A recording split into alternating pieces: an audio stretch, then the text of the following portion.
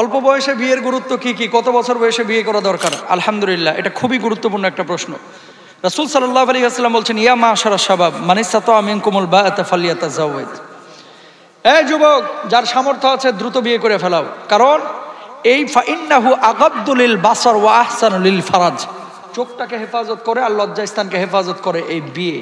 বিয়ে যত সহজ হবে জেনা তত কমবে, ঠিক কিনা? আর আমাদের বাবারা এখন শুরু করছে, পোলার বয়স 28 বছর 32 বছর, কয় হুজুর নিজের পায়ে দাঁড়াক তারপরে বিয়ে দেবো।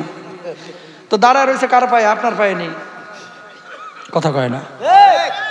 মেয়ের বয়স 29 বছর, এখনো বিয়ে দেয় না, কয় হুজুর একটু মেয়েটা দাঁড়াক নিজের পায়ে তারপরে বিয়ে দেবো। এরপরে বিয়ে দিচ্ছে 36 বছরে। যখন বিয়ে দিচ্ছে 36 বছরে, তারপরে তার কোনো ফিলিংস নাই, হ্যাঁ মতো ঘুমায়, হ্যাঁ মতো ঘুমায়, কথা বুঝছেন? বাচ্চা হয় না, হুজুরের কাছে আসে পানি পড়া নিতে, হুজুর একটু পানি পড়া দেন, বাচ্চা হয় না কেন? তো 36 বছরে বিয়ে করলে কি লেগা? এটা কি আইন? আস্তাগফিরুল্লাহ। এই জামানায় প্রেমটা সহজ হয়ে গেছে, জেনাটা সহজ হয়ে গেছে, বিয়েটা কঠিন হয়ে গেছে। আমি আবারও বলি বাবাদেরকে, আপনাদের যদি সামর্থ্য থাকে ছেলে মেয়েকে বিয়ে করায় দিবেন। যৌবনে পদার্পণের পরে অনেক বাপরাও আছে সমস্যা, দেখে ছেলে কম্বলের নিচে ঢুকে কুতুর কুতুর আলাপ করতেছে প্রতি রাত্রে। কিরে জামাল, কার লগে কথা কস? আব্বা অঙ্ক বুঝতেছি। কোন অঙ্ক বুঝতেছে হাজী সাহেব? আপনি জানেন না, কথা কন না কেন? আবার কিছু ওই বাপকে যদি জিজ্ঞেস করা হয় যে জানেন তো যে ওটা 2 নাম্বারই করতেছে, বিয়ে শাদী করান না কেন? হুজুর এই বয়সে একটু একটু করেই।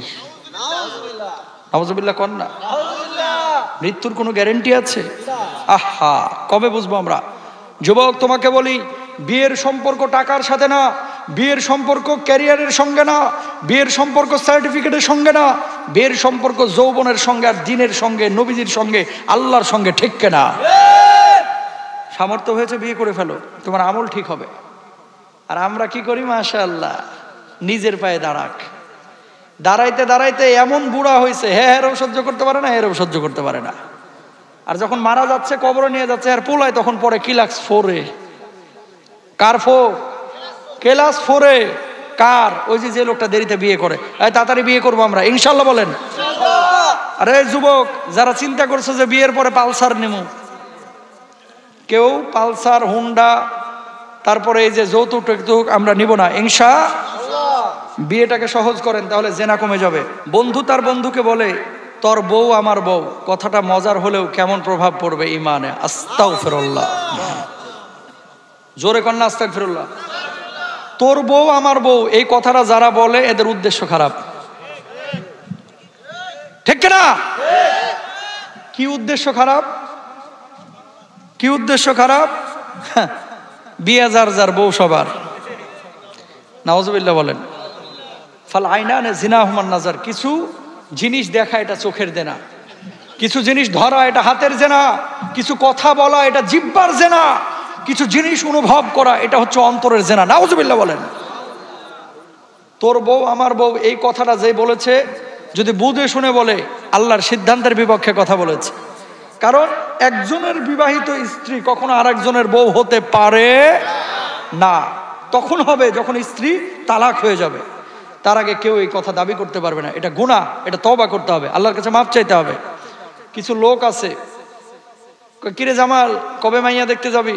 আগামী সোমবার। দোস্ত রেডি থাকিস, 6টা হুন্ডা নিয়ে 12 জন যাবো। নাউজুবিল্লাহ কোন? বিয়ে করতেছে জামাল, আর যাচ্ছে আরো সাথে 11 বন্ধু। বিয়ে করার পরে তুমি তোমার বউরে দেখতে পারবা, তোমার বন্ধুর আগেও দেখা যায় নাই, পরেও দেখা যায় না। বাপও তো দেখতে পারবে না বিয়ের আগে, সেখানে বন্ধুরে দেখাইতেছে। আর বন্ধুরা আবার হুন্ডা আসতে আসতে মাশাআল্লাহ এইভাবে চুলে স্মৃতি করতেছে, দোস্ত জিনিস রে একটা। নাউজুবিল্লাহ কন্যা। এই খবরদার, এ কাজ আমরা কেউ করব না ইনশাআল্লাহ।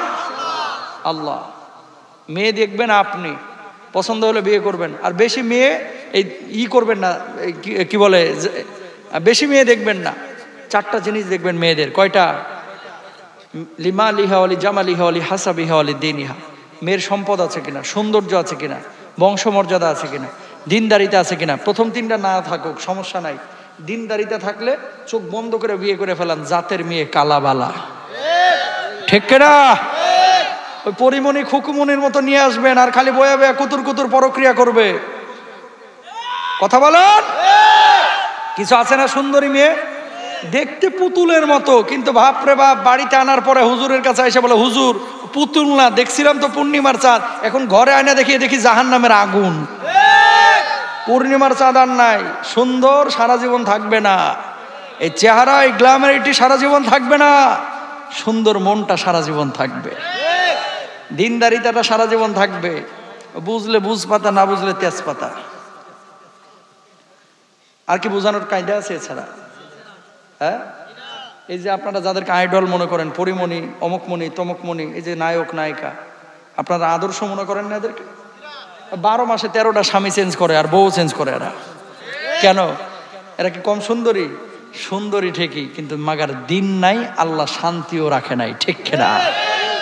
দিন আছে যেখানে শান্তি আছে।